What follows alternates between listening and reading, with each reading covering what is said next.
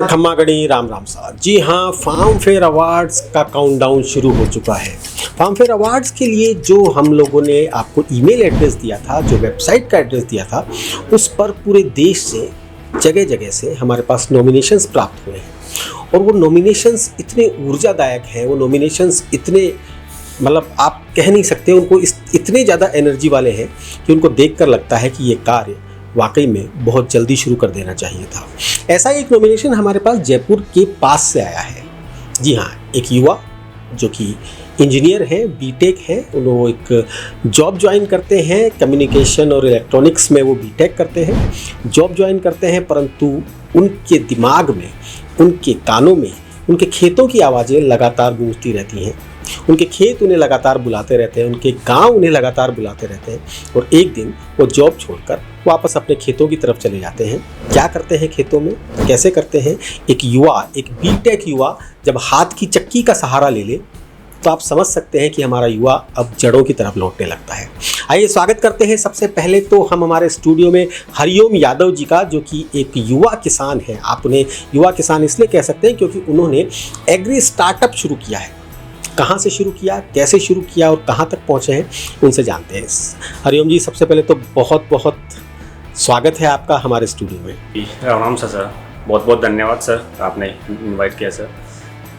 हरिओम जी, कहाँ से सफ़र शुरू होता है? आप आंखों में सपना लेकर इंजीनियरिंग करते हैं, इंजीनियरिंग पास भी कर लेते हैं, बीटेक पूरी कर लेते हैं। आपके घर वालों का भी सपना था कि हमारा बेटा इंजीनियर बनेगा, और जॉब भी ज्वाइन करते हैं, एयरटेल जैसी कंपनी में जॉब भी ज्वाइन करते हैं। लेकिन उसके बाद एक दिन सब कुछ छोड़कर वापस गाँव चले जाते हैं, क्यों? सर एक्चुअली स्कूलिंग हमारी गांव से हुई है। एक गांव से हूँ, जयपुर जिले के जोबनेर तहसील पड़ती है, उसका एक छोटा सा गांव है बैसावा। तो वहाँ से हम हैं, उसमें भी एक ढाणी है सर, बीड वाली ढाणी। हम एकदम खेत में अपना मकान है, वहीं रहते हैं। सर उसके बाद हमने इंजीनियरिंग की, बीटेक किया। इंजीनियरिंग करने के बाद काफ़ी कंपनीज में काम किया, जैसे आप बता रहे हैं एयरटेल में भी हमने काम किया। फिर सर बीच में 2015 के आसपास हमारे लीवर में इन्फेक्शन हो गया था मेरे, तो वो 2 से 3 साल चला। उसमें उस पीरियड में मुझे लगा कि एक्चुअली हम, जैसे डॉक्टर्स ने बताया कि आप बाहर का खाना खा रहे हैं, आप कोई केमिकल मिला खाना खा रहे हैं, उस वजह से आपको ये दिक्कत हो रही है। फिर उस पर रिसर्च चला कि ऐसा क्यों हो रहा है, क्या होगा। उसके बाद मैंने सर 2022 में जॉब छोड़ी। फिर 6 महीने तो रिसर्च किया कि किस वजह से हो रहा है। फिर पता चला कि ये बाहर जो केमिकल्स मिल रहे हैं, प्रिजर्वेटिव जो मिला रहे हैं, ज़्यादा जो केमिकल मिल रहा है, प्रिजर्वेटिव मिल रहा है, वो प्रोसेसिंग में मिल रहा है सर। हाँ, कि खेतों में उगा लिया, उसके मतलब फूड प्रोसेसिंग में आपको जी कर रहे हैं। जी। तो उसमें केमिकल मिल रहा है, प्रिजर्वेटिव भी मिल रहे हैं, साथ साथ बहुत सारी चीज़ें। लोग सर यहाँ तक कि गोबर, भूसा, मिट्टी, ईंट का चूरा, ये सब मिला रहे हैं उसमें। तो मसालों में से एक्चुअली वहाँ तक सर मसाले डिसाइड किए नहीं थे हमने कि मसाले में हम काम करेंगे। फिर ऐसे ही सर एक दिन दादी जी के पास बैठे थे हम, तो दादी जी बोल रहे थे कि हम पहले चाकी का पीसा खाते थे, तो हम कभी भी बीमार नहीं होते थे। फिर वहाँ से सर क्लिक किया कि एक्चुअली हम प्योर कैसे बना सकते हैं और किस फील्ड में जा सकते हैं। तो सर जैसे हमने रिसर्च किया तो पता चला एक्चुअली ना प्रोसेसिंग में हो रही है दिक्कत, उसके साथ साथ प्रिजर्वेटिव है ही है, उसके साथ में प्रोसेसिंग में भी इश्यू आ रहा है। लोग हाई आरपीएम पे पीस रहे हैं चीज़ों को, हाई आरपीएम पे पीसने पर सर उसमें जो न्यूट्रिएंट्स वैल्यू का उसका लॉस हो जाता है उसमें। तो उस वजह से फिर हमने सोचा कि यार क्या उसको अवॉइड कैसे किया जाए। फिर वहीं चाकी घर में पड़ी थी, एक चाकी जो कोने में, इसको यूज़ नहीं कर रहा था, कोई भी यूज़ नहीं कर, बंद हो चुकी उसकी। उसको लिया, फिर उसको गांव के एक जो मिस्त्री है उससे सही करवाया, उसने जो मेरे अकॉर्डिंग उसको सही करवाया, इसमें बियरिंग वगैरह लगवाया ताकि इजीली उसको मूव करवा सके। फिर उसमें हमने सोचा बाद में कि मसाले इसलिए यूज किए कि मसाले डेली यूज में लोग काम में लेते हैं, और एक तरह से औषधि का काम भी करते हैं मसाले। सुबह भी खाना बनेगा, शाम को भी बनेगा, तो इसीलिए हमने मसाले यूज किए। और उसमें भी पहले बेसिक मसाले जो अपने हल्दी है, धनिया है, मिर्च है, उन मसालों से हमने स्टार्ट किया सर। और फिर एक्चुअली घर वाले भी उसमें नहीं थे कि एक बड़ा जॉब छोड़कर अगर घर पे बैठ के ये चाकी चला रहा हूँ। एक्चुअली मुझे तो लग रहा था कि हम कहाँ तक काम करेंगे, लेकिन वो नहीं सोच सकते। ये असल में एक आम धारणा बनी हुई है कि घर में जो सबसे कम पढ़ा लिखा बच्चा होगा वो खेती का काम करेगा या खेती से जुड़े दूसरे काम करेगा, और आप पढ़ लिख कर फिर वापस चाकी चूल्हे संभाल लेंगे, उखल मुसल संभाल लेंगे, तो घर वाले तो बोलेंगे ही। जी जी जी। उन्होंने पैसा लगाया आप पे इंजीनियरिंग के लिए। चलिए फिर सर वो ऑब्जेक्शंस आ रहे थे, काफ़ी काम कर नहीं पा रहा था मैं। तो फिर एक अपने किशन रेनवाल जो हमारी पहले तहसील थी, उसमें SCGM कोर्ट पड़ता है, उसमें मेरे एक दोस्त थे, मैंने उनसे बात की, शेयर किया कि घर वाले काम कर नहीं दे रहे। वो वहाँ पे LDC थे, पहले से ऑलरेडी LDC थे, तो उन्होंने बोला कि हाँ, एक मैं आपको कुछ दिनों के लिए, कुछ महीनों के लिए आपको मैं एडजस्ट कर देता हूँ, ताकि वो माहौल बन जाए, आप उसमें काम कर सको। फिर मैंने वहाँ 10 महीने तक काम किया एज ए LDC। और फिर आप भी जानते हैं कि एक कोर्ट में, एक थाने में अगर कोई लोकल में काम करते हैं हम, तो कितना वो थोड़ा सा और हो जाता है, तो घर वाले भी खुश हो गए। उसकी आड़ में मैंने सर पूरा जैसे 10 से 5 वहाँ काम किया, उसके मतलब सिर्फ घर वालों को दिखाने के लिए, वो घर वालों को दिखाने के लिए से एक्चुअली ऑब्जेक्शन ना आए मेरे में, लेकिन दिमाग में तय था कि करना क्या है। जी जी जी। और उसके बाद फिर वहाँ से 10 से 5 वहाँ काम किया, शाम को आके खुद हाथों से कम 6 महीने मैंने खुद ने चाकी चलाई है, सब मिर्च वगैरह हाथ से कुटी है। फिर उसमें जैसे छुट्टियाँ ज़्यादा आती है, मतलब कोर्ट में हाथ से कलम चलती थी लेकिन दिमाग में चक्की चल रही है। जी जी जी बिल्कुल। और सैंपल्स वगैरह लोगों को देना, पता करना कौन सी यूज़ में लेनी है, कौन सी यूज़ में नहीं लेनी है, ये पूरे लगभग 10 महीने चला। उसके बाद मुझे लगा कि हाँ, हम अब ठीक है, स्टेबल हो गए, वहाँ फिर क्विट कर दिया सर। कहाँ से, मतलब जब सबसे पहली बार आपने मसाले पीसने शुरू किए होंगे, तो मसाले लेना, उसके बाद पीसना, उसके बाद बेचना, ये तीनों अपने आप में एक अलग टास्क है। जी। कैसे शुरू किया?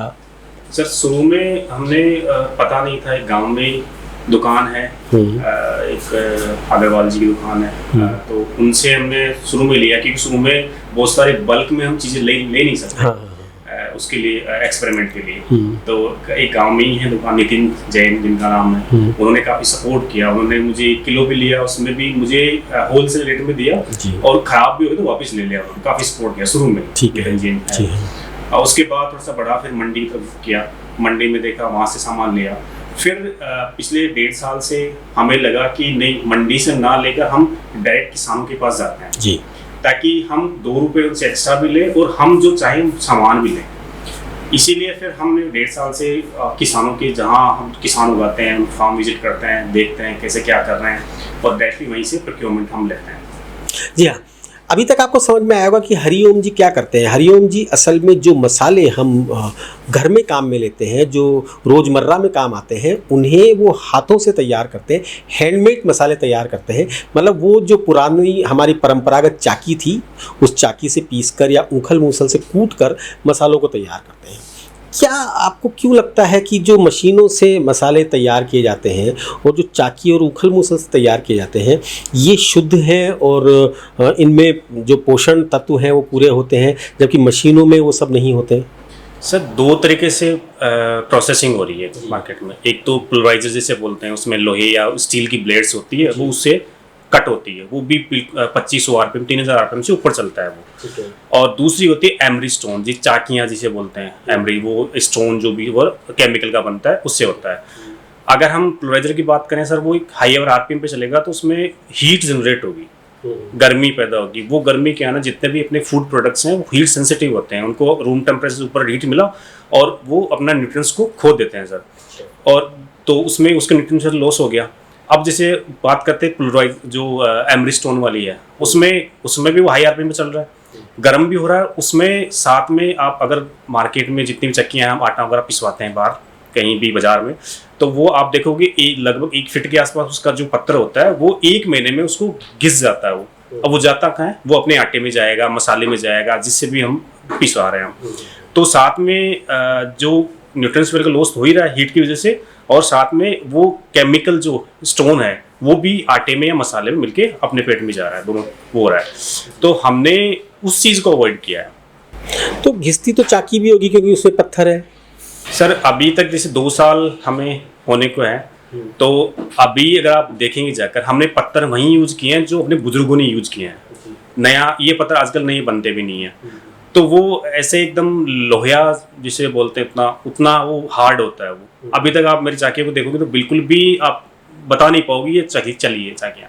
इतना मजबूत होता है घिसता नहीं है, और अगर घिसेगा भी तो वो एक तरह से जैसे पहले वाले पत्थर इतने हैं कि वो एकदम बारीक घिसेगा और वो एक तरह से खनिज का काम करेगा हमें, वो जाएगी मतलब पॉजिटिव वे में काम करेगा वो। क्या क्या मसाले हैं जो अभी आप तैयार कर रहे हैं, क्या क्या प्रोडक्ट्स आपके तैयार हो रहे हैं? लाल मिर्च पाउडर है, हल्दी पाउडर है, धनिया पाउडर है, और चाय मसाला और सब्जी मसाला, ये हमने पाउडर फॉर्म में है ये पाउडर फॉर्म जी। कैसे करते हैं, कितनी चक्कियाँ इस समय पर है, कितना फर्स्ट ईयर में कितने किलो मसाले निकाल दिए थे, क्या टर्नओवर रहा था? सर अभी हमारे पास 15 के आसपास चाकियाँ हैं, और फर्स्ट ईयर में रेस्पॉन्स कम था, लोगों को लगता है कि 2 महीने काम करेगा फिर भाग जाएगा, 2 महीने करेगा भाग जाएगा, और कई लोगों को लगता भी ये था कि ऐसा पॉसिबल ही नहीं है कि चाकी से काम हो ही नहीं सकता। ऐसे लोगों को लगता है जो आजकल के भाग दौड़ भरी ज़िंदगी में घूम रहे हैं, उनको पता ही नहीं है। और बाकी हम अगर बुजुर्गों को देखें तो सारा पूरे बुजुर्ग इसी पे जिए हैं, उन्होंने काम किया है। तो फिर हम पहले साल में रेस्पॉन्स कम था, हम लगभग 5 लाख के आसपास का टर्नओवर किया था हमने, और इस साल हमने 20 लाख के आसपास किया है, और अभी इस साल नेक्स्ट ईयर हम 30 प्लस हम करने वाले हैं, 30-35 के आसपास। जी, मतलब कार्य अपना स्टार्टअप शुरू करने के तीसरे साल में अगर कोई ये कहते हैं कि 25 से 30 लाख का मेरा जो टर्नओवर हो जाएगा, तो वाकई में एक अच्छा संकेत है उन युवाओं के लिए जो कि जॉब छोड़कर वापस खेतों की तरफ जा रहे हैं, अपने घरों की तरफ जा रहे हैं, और वहाँ जाकर परंपरागत चीज़ों को दुनिया को से परिचय करवा रहे हैं। हरिओम जी, चाकी होना एक अलग बात है, चाकी से पीसना एक अलग बात है, लेकिन जैसे कि आपकी वीडियोज़ में हमने देखा कि महिलाएं चाकी चला रही हैं। आजकल तो महिलाएं चाकी चलाना भूल गई हैं, कैसे आपको लगता है कि वो आ पाती हैं आपके पास या आराम से मिल जाती हैं? हाँ सर, शुरू के 6 महीने तो ऐसा रहा कि जहाँ यूनिट हमने बनाई थी उसका मेन गेट बंद करके वो अंदर पीसते थे। वो शुरू में लेडीज़ मिली ही नहीं, उनको ये नहीं हो रहा। एक्चुअली उसमें थोड़ा मॉडिफिकेशन किया चाकी में हमने बियरिंग डाला है, हमने जो एडजस्ट डाला है, जो ऊपर नीचे करने का वो भी डाला है, तो आराम से एक महिला आराम से चला सकती है उसमें, वो इशू नहीं है। तो शुरू में आई नहीं 3 महीने, तो फिर 3 महीने आई, उसके बाद 3 महीने वो शटर एकदम डाउन करके गेट बंद करके कि हमें कोई देख लेगा, वो बोलेंगे गांव वाले कि आप ये चाकी चला रही हो, पहले वाला है वो चाकी चला रही हो। और अब ये स्थिति है कि सर लगभग 20 महिलाएं, उन्होंने नाम वगैरह पता लिखा के गई कि इन पहले जब भी आपके पास रिक्वायरमेंट हो तो आप पहले हमें प्रायोरिटी हमें दीजिएगा, ये वाला है।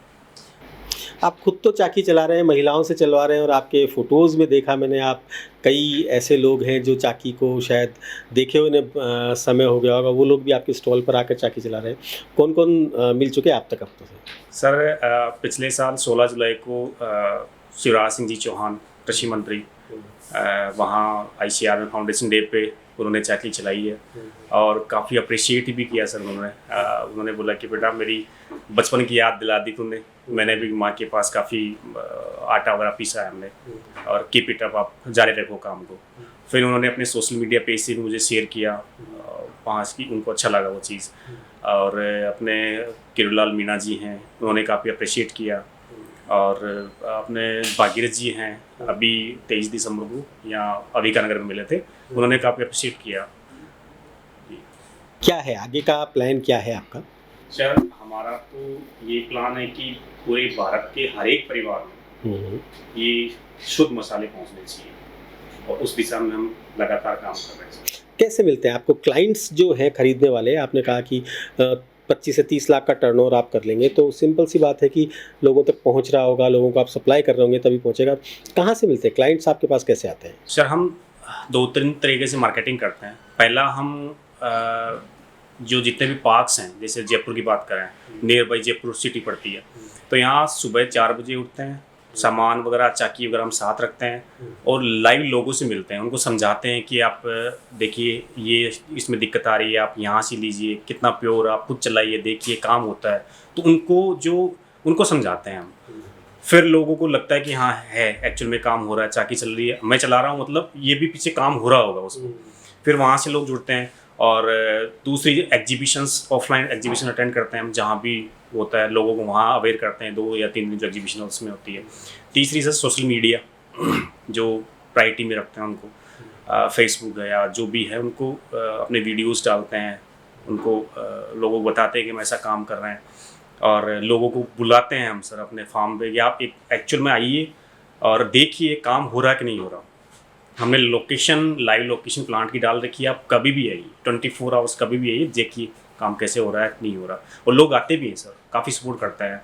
अभी पिछले महीने में सर नेपाल से फैमिली आई है, अभी कुछ दिनों बाद झारखंड वगैरह पूरे इंडिया से लोग आते, वीकली में दो तीन फैमिली। रेट्स में कितना फ़र्क है जो बाज़ार में मसाले मिलते हैं और जो आपके हाथ से बने हुए मसाले? ज़्यादा फ़र्क नहीं है, फ़र्क इतना प्योरिटी का है। हम जो सामान लेते हैं वो भी एकदम क्वालिटी वाला लेते हैं, और फिर लेबर कॉस्ट थोड़ा सा बढ़ जाता है, उसमें हाथ से काम होता है। ज़्यादा फ़र्क नहीं आएगा। अगर हम एक परिवार का लेते हैं कि एक परिवार अगर बाहर वाले 500 रुपये का मसाले लेते हैं तो हमारा 600 रुपये का पड़ जाएगा एक पूरी फैमिली का, ज़्यादा डिफरेंस नहीं आएगा। और अगर प्योर हम यूज़ करेंगे तो उसमें लगेगा कम। और आपकी बहुत सारी सर काफ़ी फैमिलीज़ का फीडबैक आता है कि हमारे पेट में कुछ इश्यू था, एलर्जी थी, वो आपके मसालों से हमारे गायब हो गई। बहुत सारे इश्यूज हैं वो गायब हो गए। तो कहीं ना कहीं मसालों को सुरक्षित रखने के लिए उनमें केमिकल या प्रिजर्वेटिव डालने पड़ते हैं। तो अगर आप उसके नहीं डालेंगे तो आपके मसालों की जो एज है, उम्र है, वो कैसे आप उसको तय करते हैं? सर अगर हम जो लेते हैं उनको पहले तो ये बोलते हैं आप एक साल का मत लीजिए। लोगों में मसालों में एक सर टेंडेंसी बना रखी है कि 1 या 2 साल का एक साथ पिसवा के रख लो आप, क्योंकि बार बार हम जाएंगे नहीं, खाने के लिए नहीं जाएंगे, जो मेन वही ये खाना ही है अपना। तो लोगों को समझाते हैं कि आप एक साथ मत लीजिए, आप 2 महीने 3 महीने 4 महीने का लीजिए, आपको ताज़ा मिल जाएगा, प्योर मिल जाएगा उसमें। फिर भी हम उनको बताते हैं कि आप जो एक पैकेट हमारा जो है वो उसको जिपर वाला लिया है हमने, कि आप जितना आपको यूज लिया और उसको जिप करके रख दीजिए आप। इसमें एयर नहीं जाना चाहिए, मॉइस्चर नहीं जाना चाहिए, तब आपका आराम से 1 साल तक कहीं ख़राब नहीं होगा। जी जी, ये कुछ मसाले हैं जो कि हरिओम जी तैयार करते हैं, अपने घर पे तैयार करते हैं, अपने प्लांट पे तैयार करते हैं, जहाँ पर कि महिलाएं आती हैं, खुद पीसती हैं। और तो अभी क्योंकि जब वॉल्यूम की ज़रूरत पड़ेगी आपको, तो फिर तो आपको किसानों से डायरेक्ट करना पड़ेगा, बात करनी पड़ेगी। तो तब तक आप चक्कियाँ बढ़ाते रहेंगे या अंत में एक दिन आप भी, जब आपका काम चल निकलेगा तो मसालों को फिर मशीनों से पीसने लगेंगे? सर एक्चुअली ऐसा ऑफ़र बीच में आया, जैसे आपको पॉपुलैरिटी बढ़ी तो लोग ऐसे इन्वेस्टर भी आए हैं, उन्होंने बोला कि आप सामने ये रखिए, हम पीछे वो लगाते हैं और काम चालू करते हैं। लाखों रुपए का ऑफर आया, हमने काम ये होगा, हमने मना कर दिया सबको, काम करेंगे तो इसी से करेंगे, नहीं तो नहीं करेंगे काम। वो वाली चीज़ है, हमने एकदम वो कर रखा है। क्योंकि एक्चुअली सर मैंने फील किया है, मैं खुद बीमार हूँ, प्रॉब्लम मैंने फील की है। और लोग ले रहे हैं सर, लोग उत्साहित हैं कि ऐसी चीज़ें मिले हमें, तो फिर ऐसी करने की जरूरत नौबत नहीं आएगी सर। बहुत अच्छा हरिओम जी, आप हमारे स्टूडियो में आए, आपने काफ़ी सारी बातें बताई। क्या कहना चाहेंगे हमारे उन किसानों को जो कि अभी युवा किसान हैं, जो कि खेतों से थोड़ा दूर भाग रहे हैं, परंतु चाहते तो वो भी हैं कि खेतों के लिए कुछ करें? क्या मैसेज देना चाहिए? मेरा तो मैसेज यही है कि आप शुरू करिए। आप शुरू करेंगे तो बहुत सारे लोग आपके साथ आएंगे। सबको ये लगता है कि हम कर नहीं पाएंगे, पता नहीं क्या होगा नहीं होगा। बस मैं भी गांव से बिलोंग करता हूं। अगर आप लोग भी करेंगे, मैंने भी हिम्मत करी है सर। आपने देखा मेरी कहानी, मैंने कहाँ कहाँ काम को करने के लिए क्या क्या काम किया है। तो बस मेरा तो यही कहना है कि आप शुरू करिए। अगर आपको करना है शुरू करिए, बहुत अच्छा स्कोप है, आप बहुत कुछ कर सकते हैं इसमें। आप अपने परिवार के लिए कर सकते हैं, आप अपने आसपास के किसानों के लिए कुछ कर सकते हैं, और उसमें साथ साथ आपका बिजनेस भी होगा। ऐसा नहीं कि आप उन्हीं के लिए काम करोगे और साथ साथ में आप अपने लिए भी कुछ करोगे, साथ में अच्छा खाना भी मिलेगा, आपको भी मिलेगा, उनको भी मिलेगा, लोगों को मिलेगा। तो मेरा तो यही, आप काम करिए, शुरू करिए, और बहुत लोग हैं जो आपका साथ देंगे। ठीक है। जी हाँ, बिल्कुल सही है। एग्री स्टार्टअप या एग्रीप्रेन्योर बनने के लिए आपको कुछ नहीं करना। आपको करना है तो सिर्फ अपने दिल में हौसला भरना है, जोश भरना है, जुनून भरना है और जज्बा भरना है। क्योंकि उसके बाद जब आप लोगों को शुद्ध खिलाते हैं तो आपको नींद बहुत अच्छी आती है, आप सुकून से रहते हैं, क्योंकि आपको पता है कि आप जो कर रहे हैं वो अच्छा कर रहे हैं। आप व्यापार कर रहे हैं, परंतु सेवा की भावना से व्यापार कर रहे हैं। राम सा में इसी प्रकार के कई और युवाओं से मिलना अभी बाकी है। आप लगातार देखते रहिए अपडेट इंडिया।